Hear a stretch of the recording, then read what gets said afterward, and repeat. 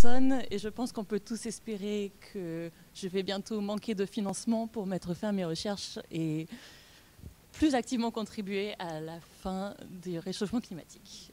En attendant, ma présentation aujourd'hui s'intitule Pacific Video Eco Poetry Climb for Change for Climate Change Narratives, and I'm going to present in English. And I'm going to begin by reading a quote from a poem. Should I speak louder? Is that better? Okay. I'm going to begin by reading a quote from a poem by Craig Santos Perez, a native Chamorro from the island of Guam, the American colony also known as Guam. His poem is entitled The Pacific Written Tradition. Non, c'est pas ça le bon bouton? Ah, le suspense est insoutenable. Okay. Well, I'm gonna read the poem without the quote, sorry.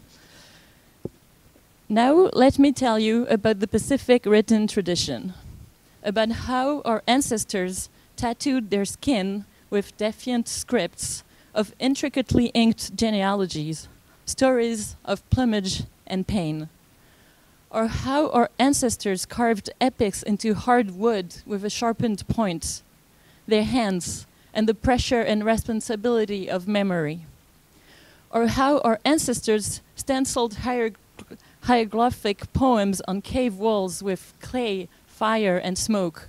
So, the next time someone tells you islanders were illiterate, teach them about our visual literacies.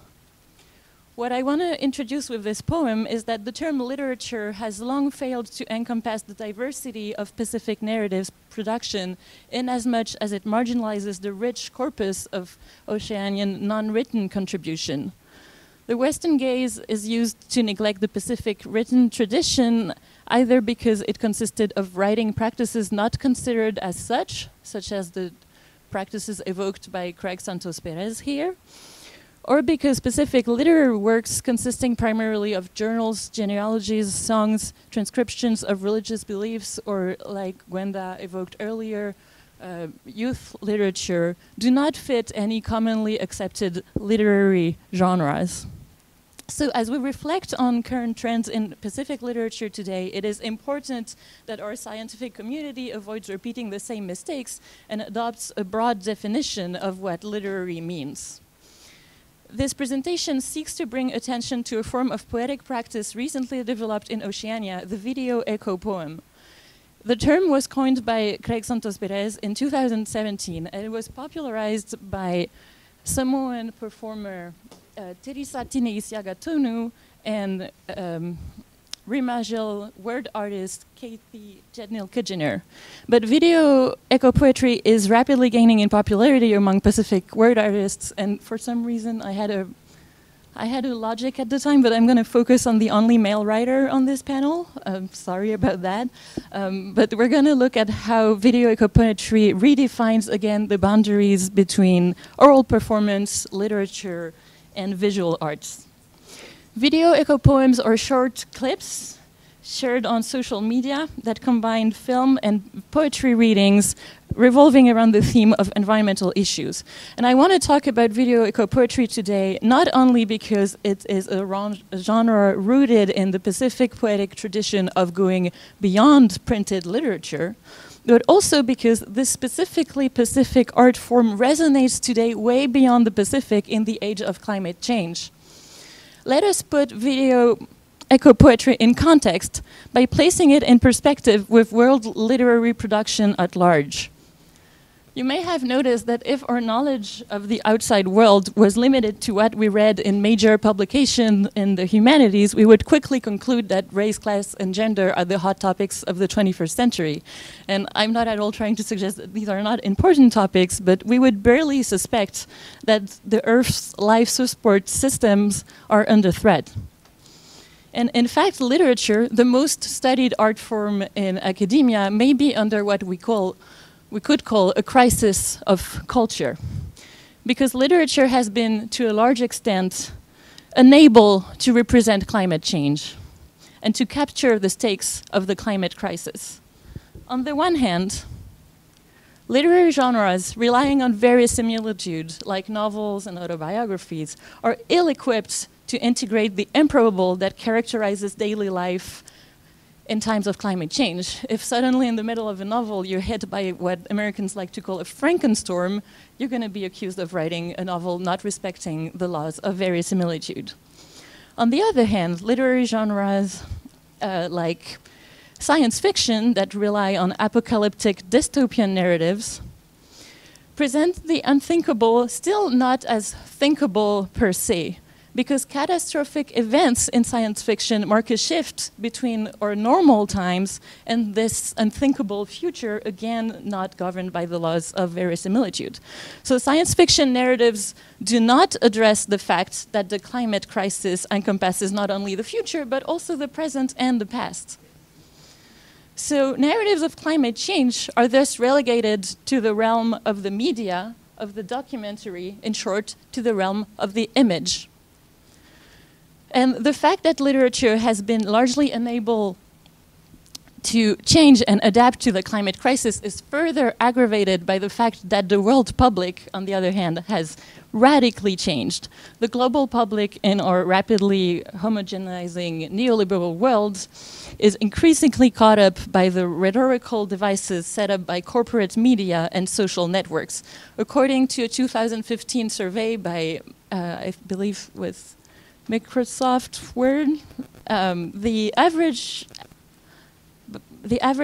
attention span of Western consumers is no longer than a few seconds. It is shorter than the attention span of a goldfish.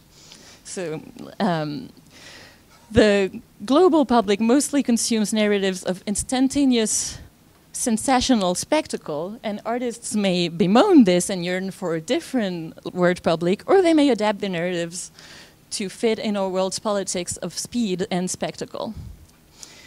It is in this global context, dominated by rapid news cycle, short attention spans, and the dictatorship of the sensational image, that video echo poetry becomes especially meaningful by its short format, its democratically shareable form, and its arresting imagery. Video echo poetry can reach and speak to a new globalized audience. So we're going to look at Craig Santos Perez's latest film, Praise Song for Oceania, released in 2016, to analyze how he represents the impact of climate change in the Pacific. And I wish I could show you the entire clip, and I encourage all of you to find it, because it's very easily accessible, it's great. But we're going to focus on the way he looks at global warming and coral bleaching in particular. So coral bleaching, I'm going to summarize briefly the short, dry, scientific narrative on the issue. The ocean has the capacity to absorb much of the CO2 produced by consumption of corporate fossil fuels. Scientists first thought that it was a good thing, but it turns out that when CO2 becomes too concentrated, the ocean reaches level of acidity incompatible with coral growth. Additionally, as water becomes warmer, because of atmospheric greenhouse effects, coral becomes weaker and undergoes what is known as coral bleaching. So all these facts are well known, but Craig Santos Perez manages to transform this cold scientific narrative into an instant and riveting spectacle through a plea to the Pacific Ocean. So let us listen to his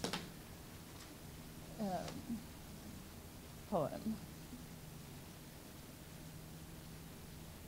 I think I need the help of the miracle person in charge.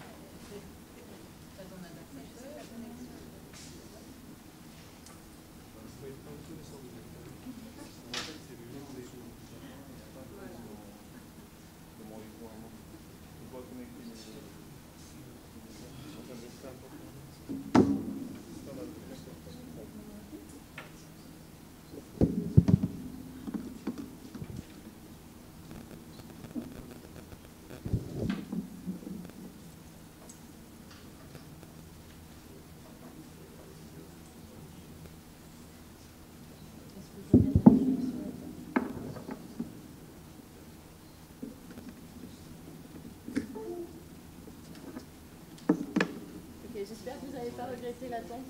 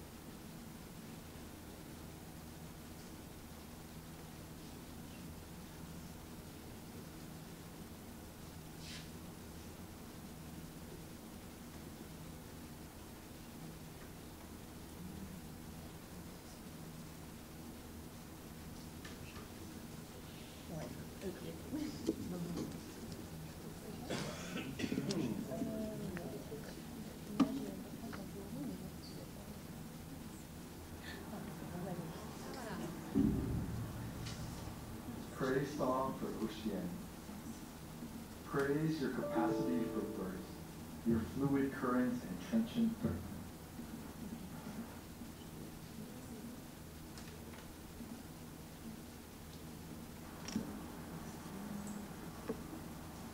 Praise song for oceanian.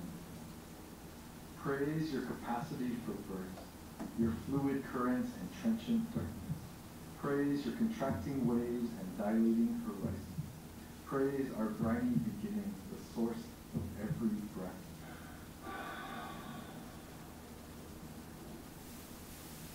Praise your capacity. So this gives you an idea of the rhythm of the poem, and I'm going to move directly to the passage where he starts addressing climate change.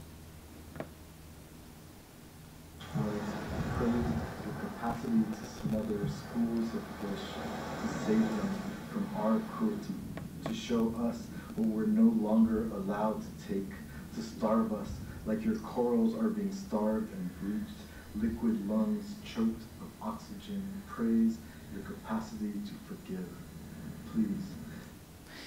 So the first thing that I want to bring to your attention here is that Craig Santos Perez asks us to shift our cultural reference and to adopt a different perspective, a non-anthropocentric perspective. The first image is the image of a wave going up a cliff, giving the impression that gravity has been turned upside down.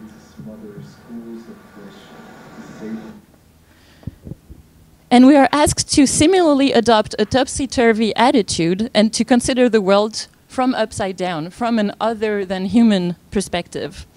It is in this different worldview that the smothering of schools of fish may be worthy of praise as a display of the ocean's strength, upsetting the Cartesian postulate that man is master and possessor of nature. This sea wave unnaturally going up is reminiscent with the unnatural human-induced rising sea levels. But avoiding dystopian science fiction narratives, the camera allows us to experience fears of this unnatural ocean power, praise your capacity to smother, along with the beautiful harmony of its underwater life, praise your capacity to forgive. We are gently taken below the surface through a lap dissolve between the sequence above water and the sequence underwater. And as we go under the sea, the way Alice steps through the looking glass, we discover a world in which our referents have to be reconsidered. The starving humanity is mirrored in its aquatic, other than human, starving counterparts. From our cruelty, to show us what we're no longer allowed to take, to starve us like your corals are being starved and so it is, in a way, again, the opposite of the narratives shaping dystopian science fiction, because the perspective of science fiction narratives remain helplessly anthropocentric and treats nature striking back the very same way it treats aliens, T-Rexes, and other zombies. Whereas here, they're not treated as supernatural threats to humanity. The viewer is encouraged to question epistemic references and to actually embrace and praise the infinite power of the sea, even in as much as it threatens humanity. And keeping the watcher on edge by frequently changing shots, the film then moves on to a close-up of starving bleached corals. Breathed liquid lungs choked of oxygen, praise your capacity to forgive. Please. Coral is being anthropomorphized here through a complex set of cinematographic choices. They are linked to sick patients in hospitals through the blinking sounds of a heart monitor, alternating fade-ins and fade-outs, symbolizing discontinuing consciousness. And the result is striking, because coral bleaching is this slow, invisible phenomenon where coral slowly loses its color, whereas here he has made the decision to use very bright colors and to shift between black screens and those oversaturated screens, taking into account his public's attention span as we go from a few seconds to a mere half seconds between each shot. So the film follows the orthodox narratives or corporate media expectations, displaying dramatic death narratives that can speak to a spectacle-driven audience as the rhythm between the scenes accelerates. Yet, I would argue that this inventive use of the image is not strictly comparable to that of the climate change spectacle brought to us by the corporate media, since the cinematographic techniques here are that of the media spectacle narrative, but the images and the words are themselves indubitably belong to the literary realm. Through anaphoras, through metaphors, through cyclical rhythm that I don't have time to show here, but that really structure the entire video, the poem unfolds a narrative that manages to take some distance and to extract the viewer from the cycle of breaking news and flash info. Lulled by the sounds of the waves and the cyclical breathing of the ocean, that is the soundtrack of most of the poem, Craig Santos Perez offers a break out of the forward-driven news cycle that jumps from one catastrophe to the next without allowing us to take the time to link them in their cyclical, systemic unity. And to conclude this presentation, I wish I could have showed you a different clip, but unfortunately I lost all of my speaking time trying to understand technology. I would like to make one last remark, and that is that it is significant that Craig ended up specializing in video eco-poetry, given that he previously claimed that he hated films about climate change. I'm going to read a quote, a Facebook post that he made. You should follow him on Facebook, he's great. I have always kind of hated films about climate change. Not because they feature cliché polar bears, but because they're all made by white people. In the climate movement, indigenous people are the new polar bears. We sport a vulnerable yet charismatic species vibe, an endangered yet resilient chic, a survive and thrive swagger. These oxymoronic descriptions of indigeneity, of pacificness, parody the latest trends in marketing and advertising, effectively turning native people into marketable products that will sell well on the capitalist world market. There is no room for indigenous agency in climate change documentaries, since the emotional reaction of the targeted audience is contingent upon the helplessness of Pacific people. And Perez's commentary on the climate change cinematographic industry challenges Gayatri Spivak's assertion that the subaltern cannot speak. He demonstrates that marginalized voices, Pacific voices in particular, are rarely heard in the mainstream artistic production about climate change, because the mainstream, meaning the often Western public, sees specific cultures as representatives of past lifestyles to preserve, rather than as leaders of environmental movements towards a better future. However, he also intimates that while marginalized voices are unlikely to participate in those mainstream Hollywoodian climate change film industry, there are still other means to question the dominant narrative about the current climate crisis. Because video eco-poetry can be made by artists lacking the institutional, financial, and relational resources that white film producers do, he intimates that video eco-poetry is able to democratize and hopefully to decolonize climate change narratives.